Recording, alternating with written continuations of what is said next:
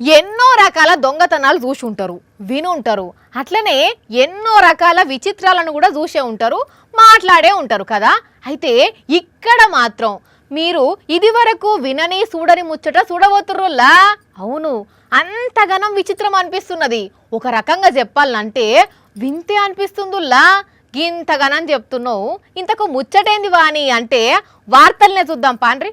వింత వార్త, విచిత్రమైన వార్త అని శ్మశాన వాటికను చూపెడుతున్నారేంది? ఇంతకు ఏమైంది? పాపం చాలా మంది అమ్మలక్కలు ఏడుస్తున్నారు అంటే ఇవొగ్గి అన్నేందో చెప్తున్నాడు వినండి. అటెంక అసలు విషయం ఏందో మాట్లాడుకుందాం గాని. ఒక వింత పరిస్థితి విచిత్రంగా మరి ఇవాళ జరిగింది. ఇవాళ శ్మశాన వాటికకు వచ్చిన తర్వాత అక్కడికి పోయి చూస్తే బూడిదతో పాటు అస్థికలు కూడా మాయమైపోయినాయి. ఓష్ని అన్నాలం పాడుగాను ఇన్న రానులా 10 రోజుల కింద మహిబాద్ జిల్లాలో ఒక అన్న జీవిడిస్తే ఇదే శ్మశాన వాటికలో దహనం చేసిండ్రట.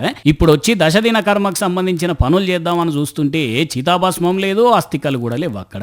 మీరే చూడు రాదండి, మొత్తానికి మొత్తం ఎట్లా నున్నగా గీక్కొని పోయినరో. శూద్ర పూజల పేరుతోటి గతంలో ఒక 2-3 సందర్భాలు జరిగినట్టు దాఖల్ని. మరి ఏ గోషిగాడు చేసిండో, ఎందుకు చేసిండో, ఎన్నడు చేసిండో, అసలు సీతాభస్మము అస్థికలు తీసుకుపోయి ఏం చేస్తారో గాని ఇప్పటికే ఇంట్లో మనిషి పోయి పుట్టాడు దుఃఖంలో ఉన్న ఇంటోళ్ళు ఇంకింత ఎక్కువ ఏడుస్తున్నారు పాపం.